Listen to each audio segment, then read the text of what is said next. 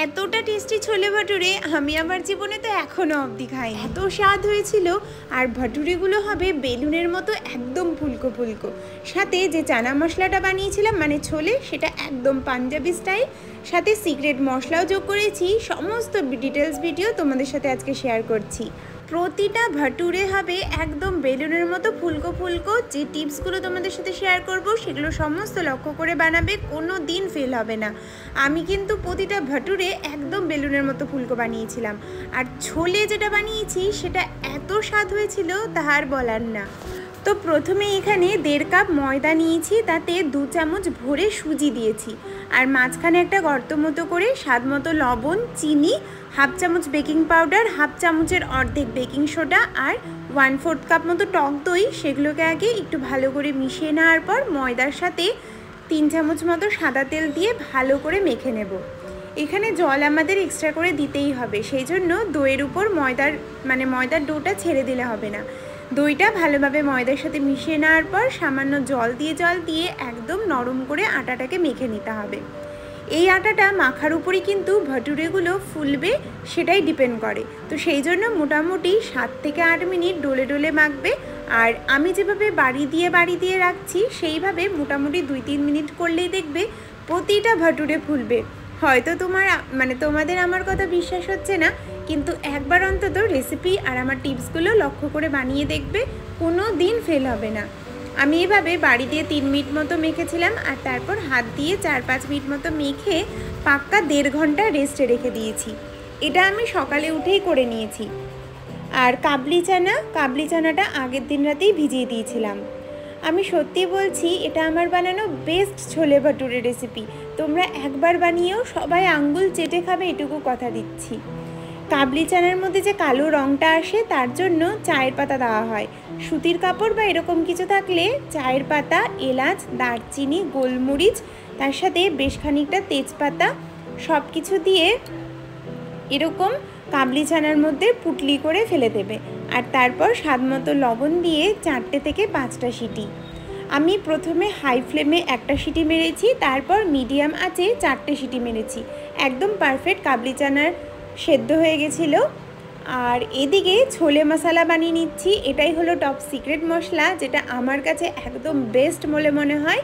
তো তার জন্য আমি এখানে ধনে, গোলমরিচ, জিরে, জায়ফল, জয়িত্রী, লবঙ্গ, দারচিনি, ছোটো এলাচ আর একটা বড় এলাচ সমস্ত কিছু ভালোভাবে রোস্ট করে নিয়েছি।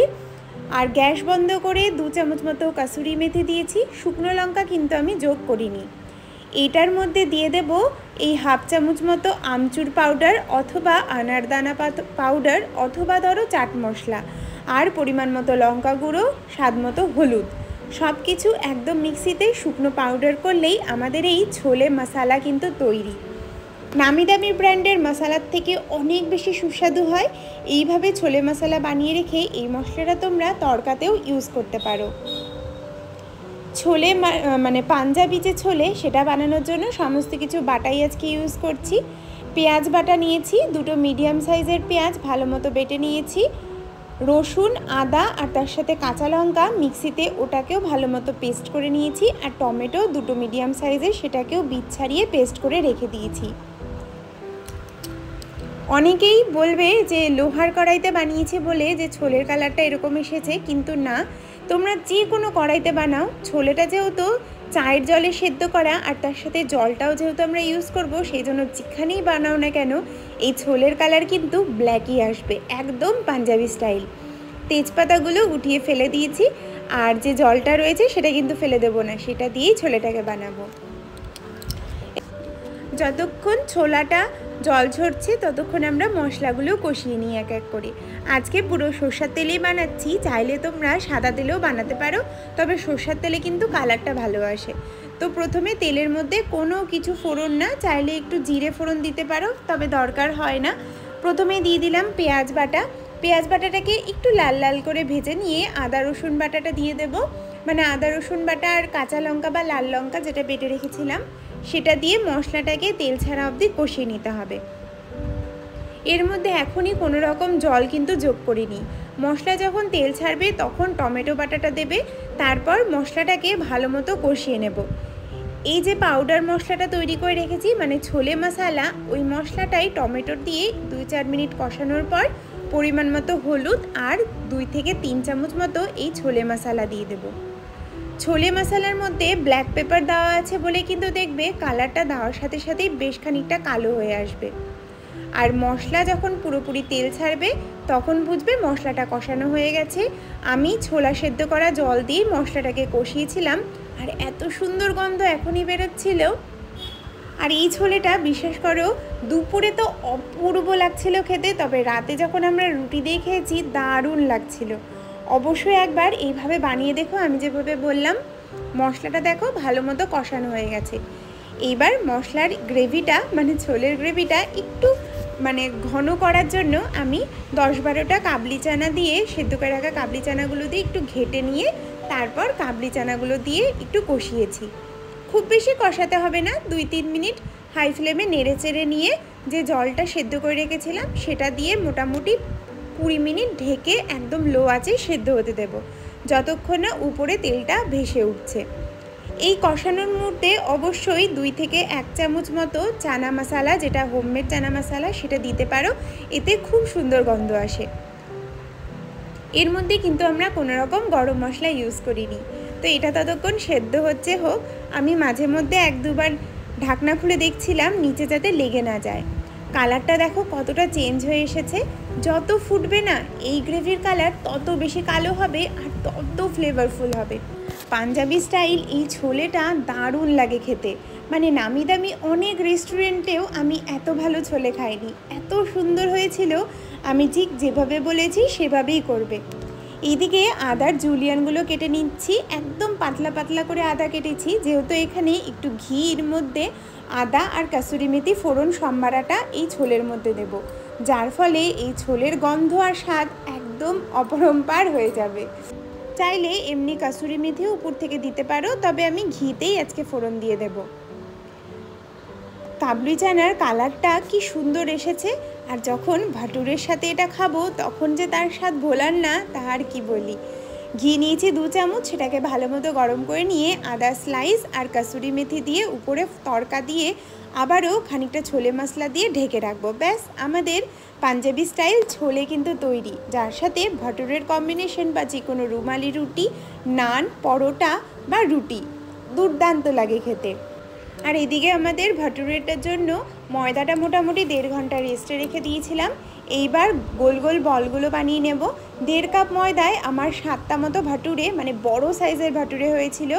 একটা ভাটুরে খেলেই পেট ভরে যায়, এতটাই আজকে বড় বড় বানিয়েছিলাম।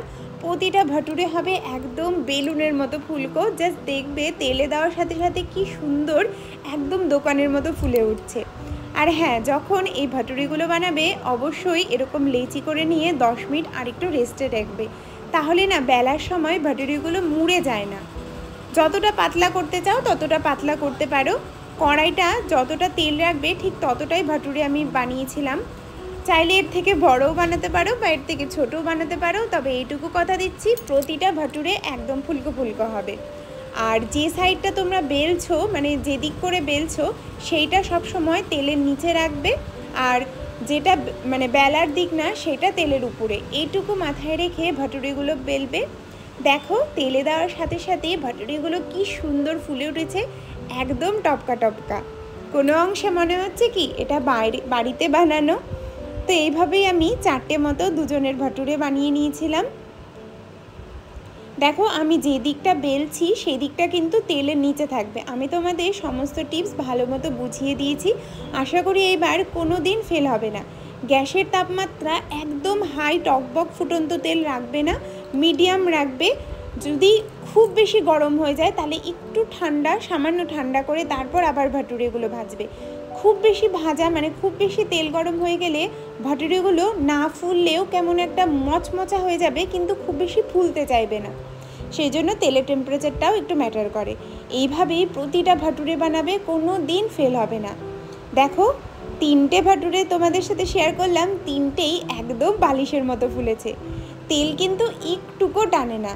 এইভাবেই তোমরা বাড়িতে ভাটুরে বানাবে আর তার সাথে আমার বানানো ছোলেটা বানাবে, জাস্ট মারাত্মক কম্বো।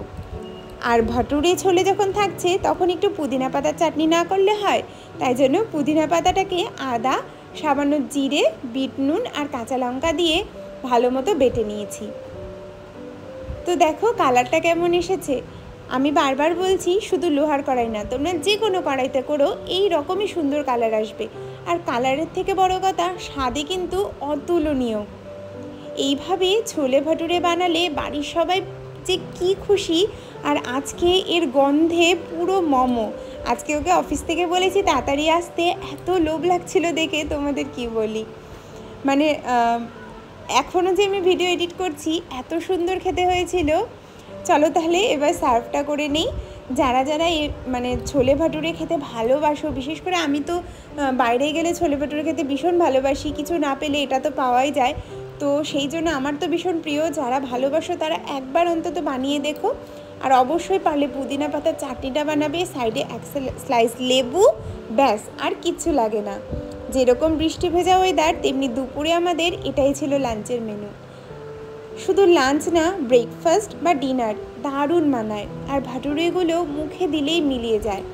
এইভাবে জাস্ট পেঁয়াজের একটা স্লাইস, পুদিনা পাতা দিয়ে আর সাথে ছোলে আর সামান্য লেবুর রস, এর থেকে বেশি স্বর্গ আমার কাছে আর কিছু হতে পারে না।